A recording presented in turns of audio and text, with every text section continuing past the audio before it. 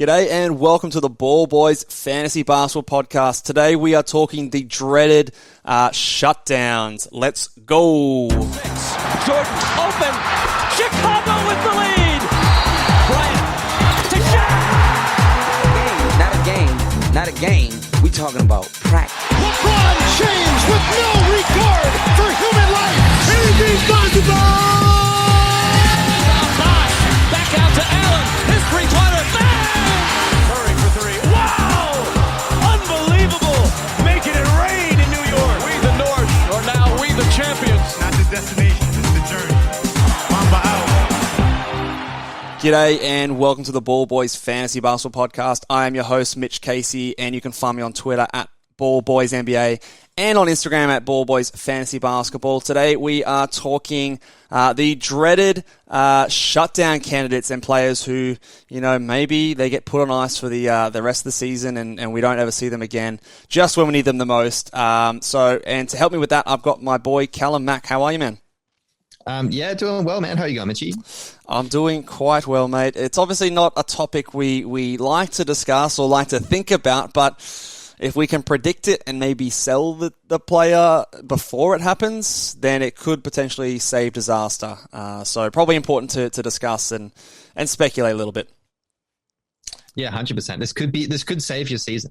Yeah, it could, and it could also ruin your season if you can't pull it off. Which sometimes they are hard to pull off, especially the closer we get to it. So let's get stuck into it. We're talking shutdown candidates, and there's no better place to start than the shutdown king himself. And I say that he's only been shut down once, I think, but the Oklahoma City is the shutdown king, I should say.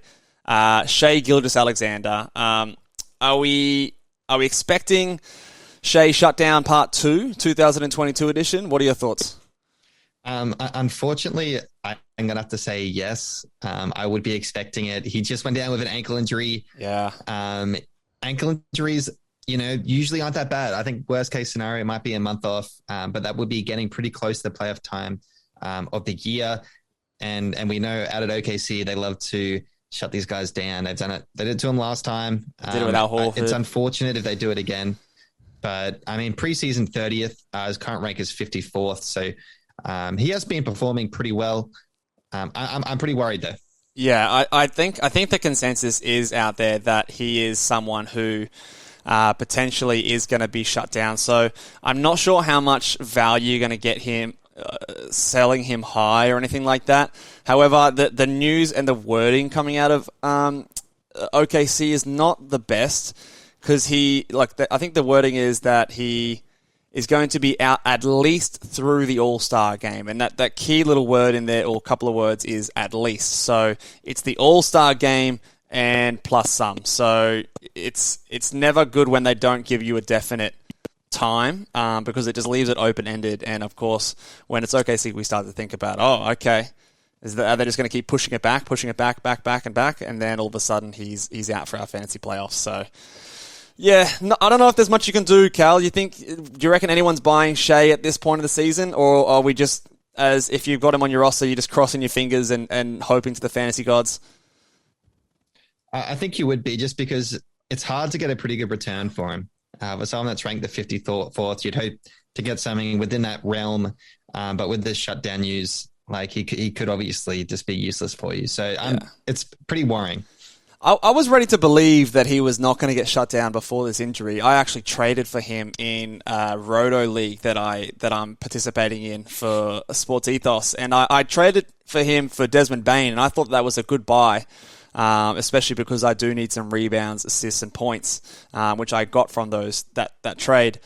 But I think it was like 2 games afterwards he goes down with an injury, and it's looking like I'm going to have to cop an L on that. I don't think there's much I could have done. Obviously, it's just a bit of bad luck, but we'll cross our fingers and hope that he's back on the court soon. So let's move on to someone else. I'm going to talk about a couple of Houston Rockets here. There's trade rumors. I also think that for one of them, then there's buyout rumors as well. Christian Wood and Eric Gordon. What are your thoughts about either of those two? Is one more likely to be shut down than the other? Or do you think neither? Or what are your thoughts? I think they're definitely both obviously on the trade market, like you mentioned. So I put my money probably more on Eric Gordon getting traded somewhere. Yeah. Anyone can use his 3-point shooting. Contract's a bit worrying, so that might put some people off. But I think in terms of fantasy value, Christian Wood's obviously much higher up there. It's probably, there's a lot of teams that would be interested in him. Will he be shut down? I mean, they still are losing games within there. He's obviously not a guy that can carry you. So from that point of view, it's probably a little bit less likely than someone like a Shai. But that being said, I wouldn't be surprised if they just start the old rest game here and rest game there just to make sure they're losing the games they need to. Yeah, I think I'm very confident in saying that I don't think Eric Gordon's going to play a big part of these Houston Rockets down the stretch. If he's not traded, I think he's either going to get bought out or they're going to shut him down Al Horford style and try to preserve his health so they can trade him in the offseason. I think Christian Wood, you could see the same, like an Al Horford style treatment, more so just like asset protection.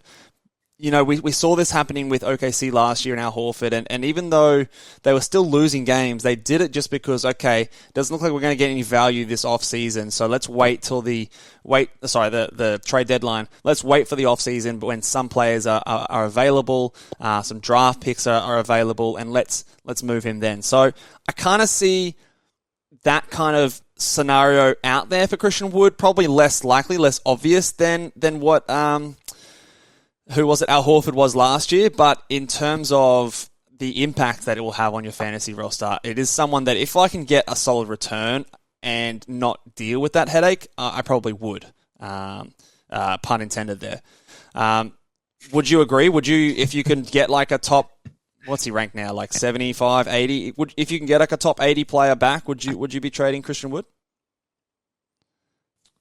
I'd probably try to aim a little bit higher. Maybe I would be asking for a bit too much, but maybe in the 70s, just that touch high, I would have to consider it if it did fit my team.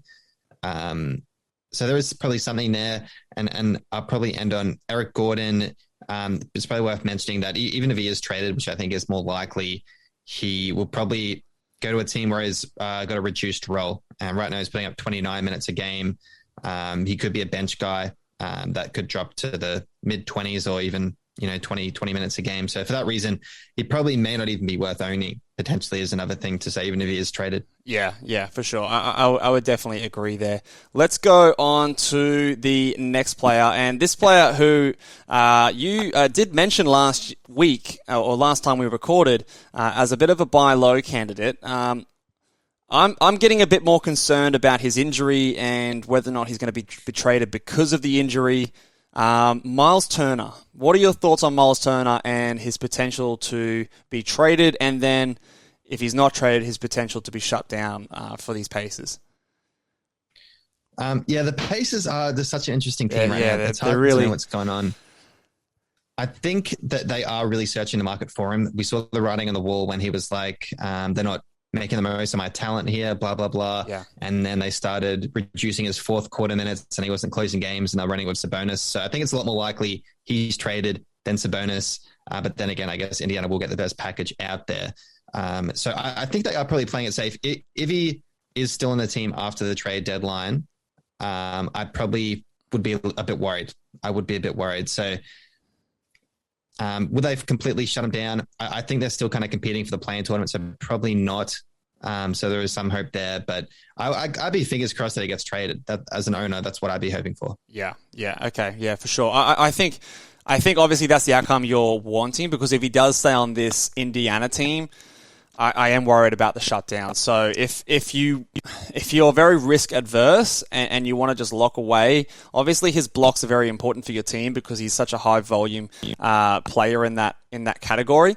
I would be trying and get some safer blocks if I was worried about that, because after the trade deadline, it's going to be very hard to move him. Or you might have to do it really quickly before others catch on. But if he is traded, there is potential for him to go the other way. So he's that kind of guy that could swing multiple different directions. I'm just worried that the trade market is less because of the injury and the uncertainty around the foot and everything like that. And obviously with big guys and feet injuries, it's not something you want to mess around with. What about his teammate Domantas Sabonis and his injury well, I suppose he's just in COVID right now. He had the slight ankle injury, didn't keep him out too long. I'm probably less worried about him getting shut down if he remains on the Pacers than a Turner, just because he doesn't seem like the type, and he's also not carrying as severe an injury. Do you agree with my take on Sabonis there? I do, especially for the injury he has now.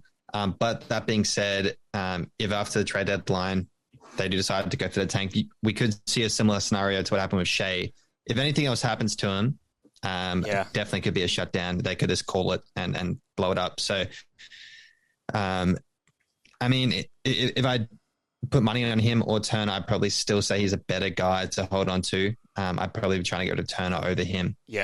Yeah, I would agree. I would agree there for sure. And I think what you would see is just like if there is any niggly injuries, he's just going to sit out more games than you would otherwise expect, just in an attempt for them to really make sure he's healthy, and then also they don't care about winning, and they're trying to get ping pong balls. Let's move on to the last guy here, and it is probably one of the biggest names, to be honest, Bradley Beal, who has obviously been a disappointment this season.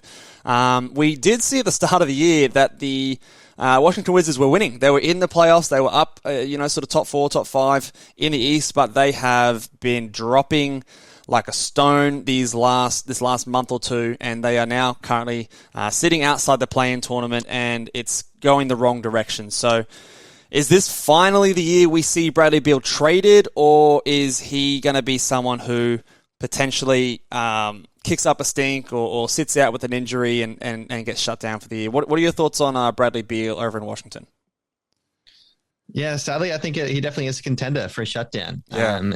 I guess they still are battling for a bit of a play-in spot, but it's been so downhill recently. They do have young guys that they can kind of throw out there and hopefully just go for some ping pong balls. But Bradley Beal, if I was an owner, which I am in one of my leagues in the Dynasty League, so I'm getting pretty worried. I think they could shut him down, unfortunately. Preseason, he was a late first rounder this year. Yeah, he was. And his current value has been 68, so he has been a bit disappointing. And if they shut him down, you probably aren't doing too well if he was your first round pick to begin with. Yeah. Unfortunately, that was me in one of the Sports Ethos head-to-head leagues, which I'm currently not looking too great because I also had Paul George in that league. So that end of the first round turn hasn't really worked out for a lot of managers. I think it was the right call at the time. It just just with everything that we know now in hindsight, probably wasn't the move to make at that time. So that will do it for today, guys. Quick and short one for you guys. Make sure you give us a big thumbs up if you like fantasy basketball. Give the video a thumbs up. Hit us down with a comment below with anyone else you think that might be a shutdown risk, someone you may be a bit worried about, what kind of value you sort of think that you should get back for that player if you are looking for a trade. And make sure you give us a rating and review over on Apple iTunes. And stay tuned for more videos coming soon. See you later, guys. Bye.